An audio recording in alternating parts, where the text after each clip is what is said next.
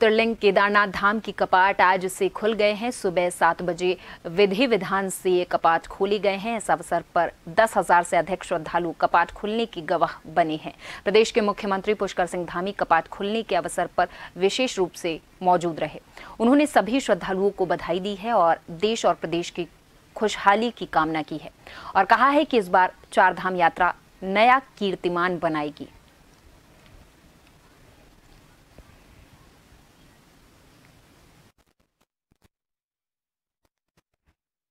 तो मंदिर को भव्य और दिव्य बनाया गया है। 20 क्विंटल फूलों से सजाया गया है इस मंदिर को।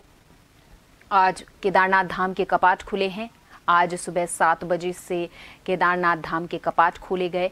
आज से चारधाम यात्रा शुरू की गई है। हालांकि इस बात को ध्यान में रखते हुए सुरक्षा के पुख्ता इंतजाम किए गए हैं। वहीं केदारनाथ धाम के जब कपाट खोले गए आज सुबह 7 बजे तो 10,000 से ज़्यादा लोग इस बात के साक्षी बने हैं। मंदिर को 20 क्विंटल फूलों से सजाया गया है और श्रद्धालुओं को कतारबद्ध कर एक एक कर दर्शन की अनुमति दी जा रही है, जिससे कोई दुर्घटना ना हो, कोई अनहोनी ना हो, किसी को चोट ना पहुंचे, इस बात का विशेष तौर पर ध्यान रखा जा रहा है। आज केदारनाथ धाम के कपाट खुले हैं। 7 बजे विधि विधान से खोले गए हैं। इस अवसर पर श्रद्धालु कपाट खुलने की गवाह बने। प्रदेश के मुख्यमंत्री पुष्कर सिंह धामी भी आज कपाट खुलने के दौरान इस अवसर पर विशेष रूप से मौजूद रहे। उन्होंने सभी श्रद्धालुओं को बधाई दी है और इस दौरान देश और प्रदेश की खुशहाली की कामना की है और कहा है कि इस बार चारधाम यात्रा नया कीर्तिमान बनाएगी। प्रदेश सरकार तीर्थ यात्रियों की सुविधा के लिए प्रतिबद्ध है, ऐसा भी सीएम पुष्कर सिंह धामी ने कहा है।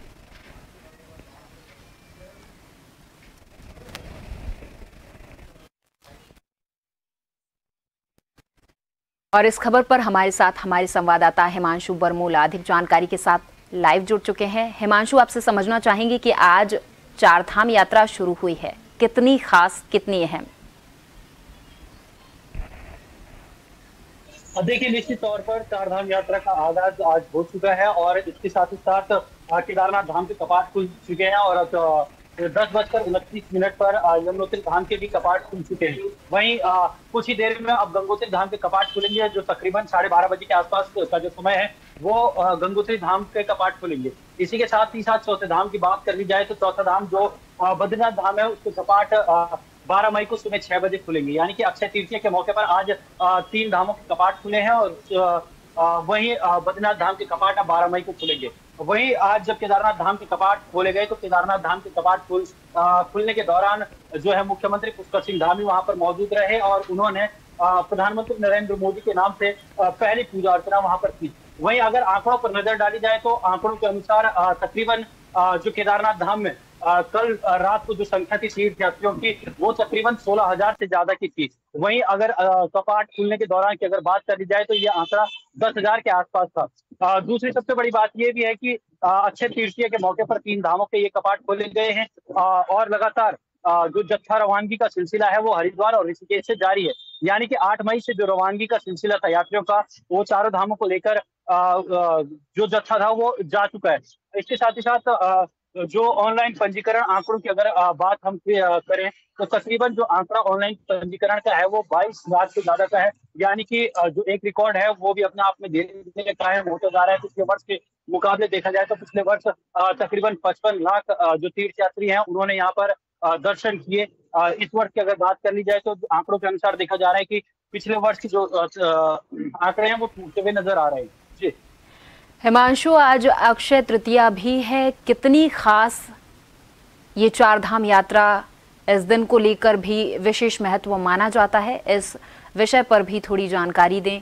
हमारे दर्शकों को ये भी बताएं कि आज ये जो विशेष दिन है अक्षय तृतीया का दिन, ये कितना अहम, कितना खास है? निश्चित रूप से अक्षय तृतीया की बात कर ली जाए तो उत्तराखंड अक्षय तृतीया के मौके पर गंगोत्री और यमुनोत्री के कपाट हमेशा खोले जाते हैं। हर वर्ष अक्षय तृतीया के मौके पर खोले जाते हैं। वहीं केदारनाथ और बद्रीनाथ धाम की अगर बात कर ली जाए तो केदारनाथ और बद्रीनाथ धाम के कपाट जो है वो मुहूर्त के हिसाब से खुलते हैं, लेकिन इस बार केदारनाथ के कपाट खोलने का जो मुहूर्त था वो अक्षय तृतीया के मौके पर ही पड़ा। तो ये उत्तराखंड के साथ साथ पूरे देश के लिए एक विशेष दिन हो जाता है, क्योंकि आज उत्तराखंड की जो 3 धाम है उनके यहाँ पर कपाट खुले हैं, और गंगोत्री और यमुनोत्री हर वर्ष अक्षय तृतीया के मौके पर ये कपाट खोले जाते हैं। जी, अक्षय तृतीया को आखा तीज भी कहा जाता है। सभी दर्शकों को हम ये बता दें, आज के दिन सीएम योगी ने भी रुद्राभिषेक किया है, जलाभिषेक किया है और शिव को याद किया है। हालांकि हिमांशु, आपसे ये भी जानना चाहेंगे कि चारधाम यात्रा की बात हो रही है, तो ये जानना चाहेंगे कि बुजुर्ग यात्रियों के लिए, दिव्यांग यात्रियों के लिए और उन यात्रियों के लिए जो एक लंबी चढ़ाई चढ़ने में असमर्थ होते हैं कई बार, क्योंकि तापमान में कई बार गिरावट आ जाती है, मौसम का मिजाज इस बात की अनुमति नहीं देता है कई यात्रियों को, तो उन्हें ध्यान में रखते हुए किस तरीके की सुविधाएं इस बार की गई हैं?